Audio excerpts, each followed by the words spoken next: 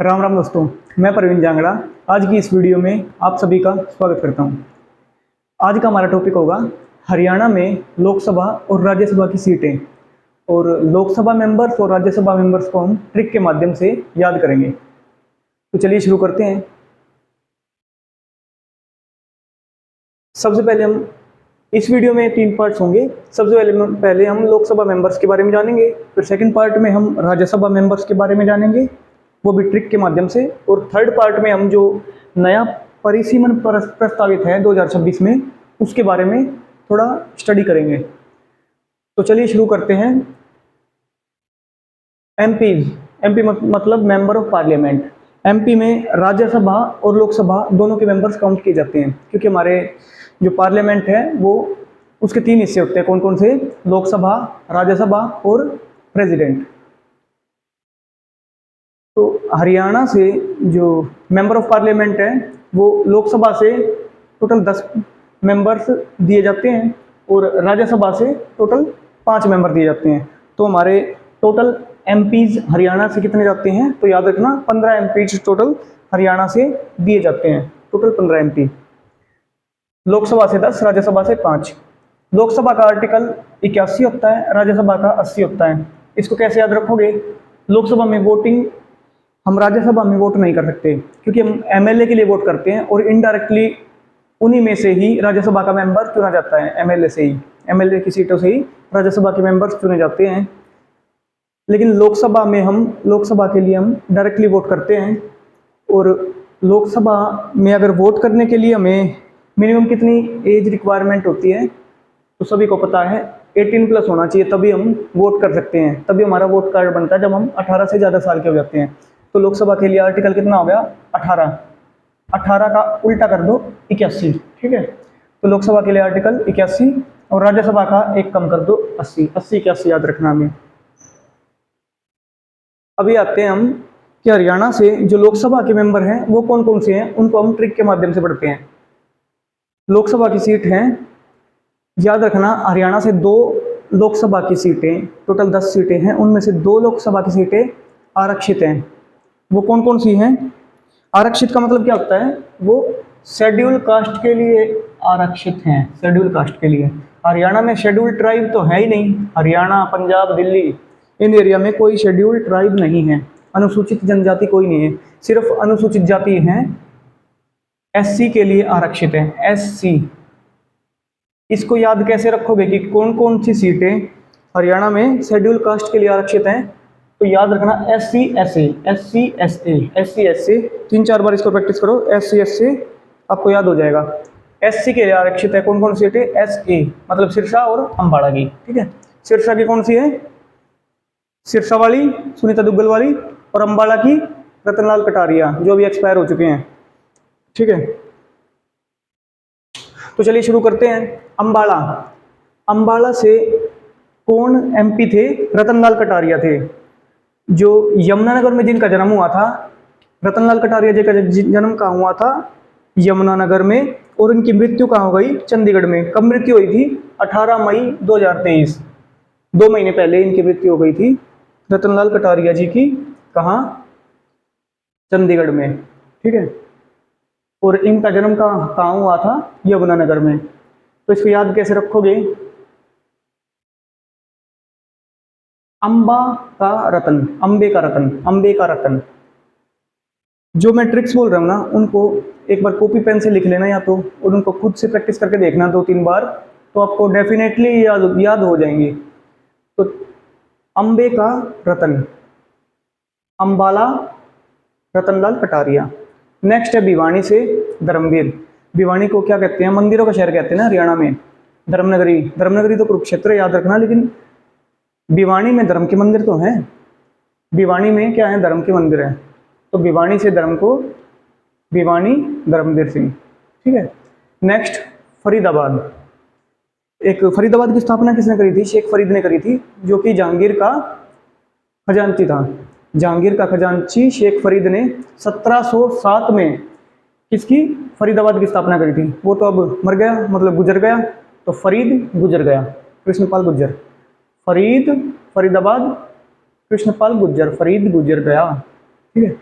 Next Hisar Brijendra Singh, जैसे मैं बोल रहा हूँ वैसे ही बोलो, हिसार ब्रिजेंद्र सिंह।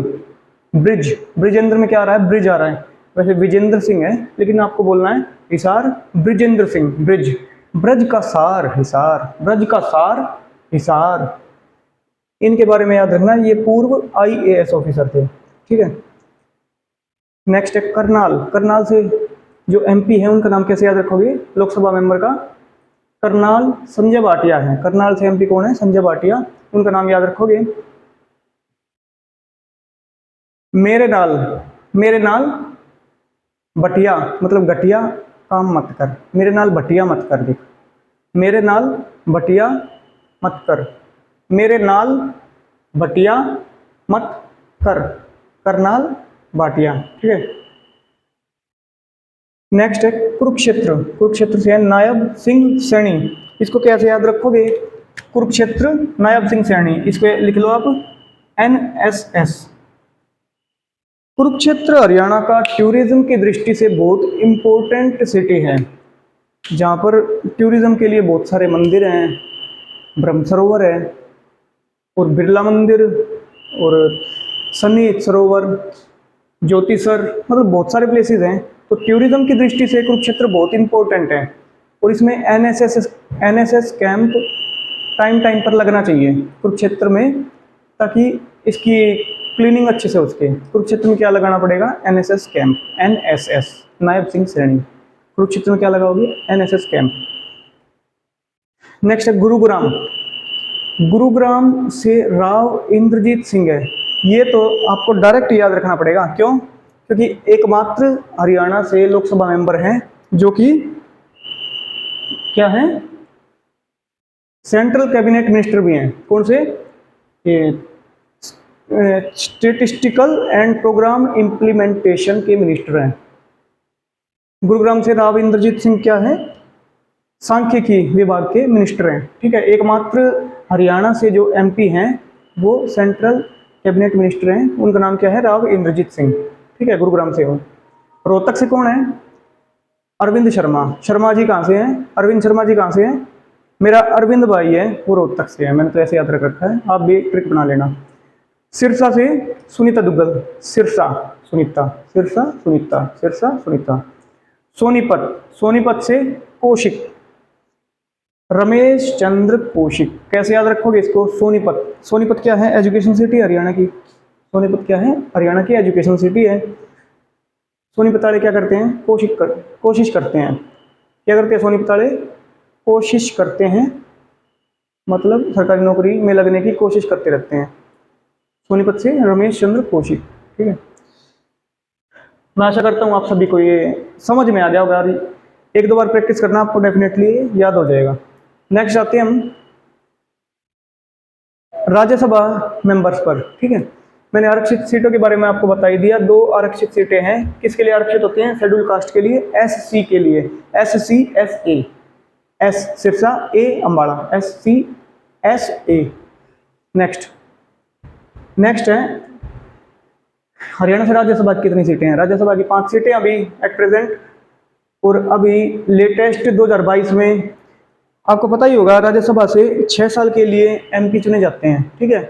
इनका कार्यकाल 6 साल के लिए होता है और हर मतलब 2 साल के अंतराल पर कुछ MP जिनका कार्यकाल 6 साल कंप्लीट हो चुका होता है वो रिटायर हो जाते हैं, ठीक है।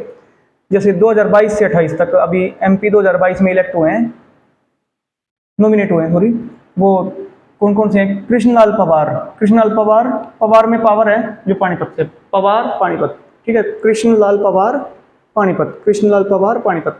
कार्तिकेय शर्मा, कार्तिकेय शर्मा के बारे में याद रखना, ये मीडिया ग्रुप इनका बहुत फेमस है, जैसे कि इंडिया न्यूज हो गया, ओमनिकॉन मीडिया ग्रुप इनका फेमस है। ओमनिकॉन मीडिया ग्रुप पूछा जाए किसका है और इंडिया न्यूज से कौन रिलेटेड है तो याद रखना कार्तिकेय शर्मा है। ये निर्दलीय विधायक है, लेकिन इन्होंने अभी समर्थन किसे दे रखा है, कार्तिकेय शर्मा ने समर्थन किसको दे रखा है तो याद रखना NDA को ही दे रखा है, नेशनल डेमोक्रेटिक अलायंस, जो कि BJP वालों का ये संगठन है, NDA को ही दे रखा है। नेक्स्ट है DP वत्स, हिसार से हैं, DP वत्स कहाँ से हैं, हिसार से हैं। इनका कार्यकाल अभी 2024 में ख़त्म हो जाएगा। 2018 से शुरू हुआ था, 6 साल 2024 में कंप्लीट हो जाएंगे, ये हिसाब से हैं। नेक्स्ट रामचंद्र जांगड़ा। जांगड़ा साहब कहाँ से हैं? मैं रोहतक से हैं, मैं भी जांगड़ा हूँ जी, मैं झज्जर से हूँ वैसे। ये रामचंद्र जांगड़ा जी हैं, मैं रोहतक से, ठीक है। नेक्स्ट है दीपेंद्र हुड्डा। ये भी अभी 2020 से 2026 तक रामचंद्र जांगड़ा और दीपेंद्र हुड्डा क्या है, 2020 से 26 तक राज्यसभा एमपी हैं। दोनों ही रोहतक से ही हैं। रामचंद्र जांगड़ा मैम रोहतक से है, दीपेंद्र हुड्डा तो रोहतक से है ही। ये 4 बार एमपी बन चुके हैं दीपेंद्र हुड्डा, ठीक है। और एक बात ध्यान रखना, ये जो चारों है ना, ये चारों एनडीए के ही आदमी है, ठीक है, मतलब बीजेपी वालों के ही आदमी है। तो हमने क्या अभी तक क्या कर लिया, लोकसभा एमपी कंप्लीट हो गए हमारे ट्रिक के साथ। नेक्स्ट हमारे राज्यसभा एमपी कंप्लीट हो गए हैं। अभी हम आते हैं नए परिसीमन के बारे में जानेंगे हम। अभी आपको पता है 14वीं विधानसभा चल रही है और लोकसभा, हमारे देश में लोकसभा कौन सी चल रही है? 17वीं लोकसभा चल रही है। नया परिसीमन जो है उसकी सारणी के बारे में जानते हैं।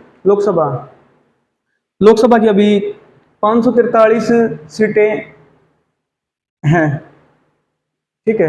एट प्रेजेंट 543 सीटें हैं, जो कि बढ़कर 800 हो जाएंगी, ठीक है, नए परिसीमन के बाद। और नया परिसीमन कब होगा? 2026 में होगा, ठीक है, 2026 में नया परिसीमन होगा। और राज्यसभा की अभी एट प्रेजेंट 250 मैक्सिमम सीटें हैं, ठीक है, लेकिन करंट सीटें याद रखना 245 है। लोकसभा की करंट सीटें कितनी? 243 हैं, वो बढ़कर 800 हो जाएंगी 2026 में।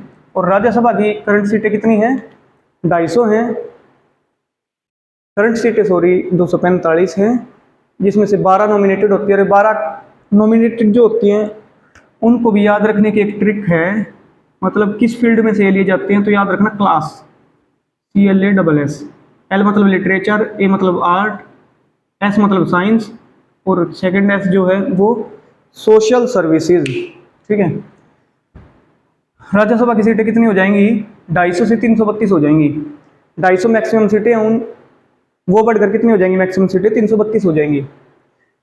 और हरियाणा की अभी एट प्रेजेंट आबादी, भारत की आबादी का कितना परसेंट है आपको पता ही होगा, 2.09% है। हरियाणा की आबादी भारत की आबादी की कितने प्रतिशत है? 2.09% है। अभी हम आते हैं हरियाणा के परिसीमन के बारे में। हमने अभी तक जाना है लोकसभा और राज्यसभा में परिसीमन के बाद क्या होगा। लोकसभा की सीटें कितनी हो जाएंगी? 543 से 800 हो जाएंगी। राज्यसभा की सीटें कितनी हो जाएंगी? 250 से 332 हो जाएंगी। ये 250 जो है मैक्सिमम सीटें हैं। और अभी एट प्रेजेंट सीटें एग्जाम में पूछा गया था कि एट प्रेजेंट करंटली राज्यसभा की कितने सीटें हैं? 245 सीटें हैं, ठीक है। अभी आते हैं हरियाणा के परिसीमन पर। 2026 में परिसीमन हो जाएगा, ठीक है, जो परिसीमन प्रस्तावित है 2026 में हो जाएगा। लेकिन चुनाव अभी कब है? 2024 में चुनाव है, और नेक्स्ट चुनाव 2024 के बाद 5 साल बाद होंगे, 2029 में होंगे। 2026 में परिसीमन तो हो जाएगा, लेकिन वो इम्प्लीमेंट कब होगा? 2029 में होगा, ठीक है। 2026 में जो परिसीमन होगा उसके बाद राज्यसभा की जो 5 सीटें है ना, ये बढ़कर कितनी हो जाएंगी? 7 हो जाएंगी, याद रखना, 2 बढ़ जाएंगी। और लोकसभा की 10 सीटें जो हैं ये बढ़कर कितनी हो जाएंगी? 14 हो जाएंगी। और विधानसभा में अभी एट प्रेजेंट कितनी सीटें हैं? विधानसभा में, ये मैंने यहाँ लिखा नहीं, विधानसभा में एट प्रेजेंट 90 सीटें हैं, जो कि बढ़कर कितनी हो जाएंगी? 126 हो जाएंगी, ठीक है। और 90 में से कितनी सीटें आरक्षित हैं? 17 आरक्षित हैं, जो कि बढ़कर 25 हो जाएंगी। 90 की तो कितनी हो जाएंगी? 126 हो जाएंगी, मतलब 36 बढ़ गई, ठीक है। और ये आरक्षित कितनी बढ़ जाएंगी? 17 से 25 हो जाएंगी। और ये परिसीमन किया क्यों जा रहा है?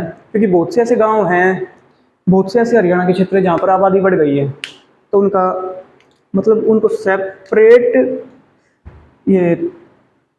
सेपरेट विधानसभा क्षेत्र बनाना आवश्यक है, इसलिए इनका परिसीमन किया जा रहा है, क्योंकि आबादी बढ़ रही है समय के साथ। अभी देखो, चंडीगढ़ में जो विधानसभा है वो पंजाब और हरियाणा की कॉमन है, ठीक है, चंडीगढ़ विधानसभा में। लेकिन हरियाणा की विधानसभा में अभी सिर्फ 90 सीटें ही हैं, जितने सीटें जितने हरियाणा के विधायक है ना उतनी ही सीटें दे रखी है हरियाणा को विधानसभा में। इसलिए पीछे आपने न्यूज़ भी सुनी होगी कि 30 और जो कमरे हैं वो हरियाणा के लिए हैं, लेकिन वो हरियाणा को दिए नहीं गए, जिनके लिए मांग चल रही है। ठीक है, तो दोस्तों हमारा ये टॉपिक कंप्लीट होता है। आपको ये लेक्चर कैसा लगा? अगर आपको ट्रिक्स अच्छी लगी हो और समझाने का तरीका अच्छा लगा हो तो कमेंट बॉक्स में ज़रूर बताना, और कोई डाउट हो तो भी कमेंट बॉक्स में कमेंट करना। और आपको चलिए ठीक है, थैंक यू, मिलते हैं नेक्स्ट वीडियो में, तब तक के लिए राम राम।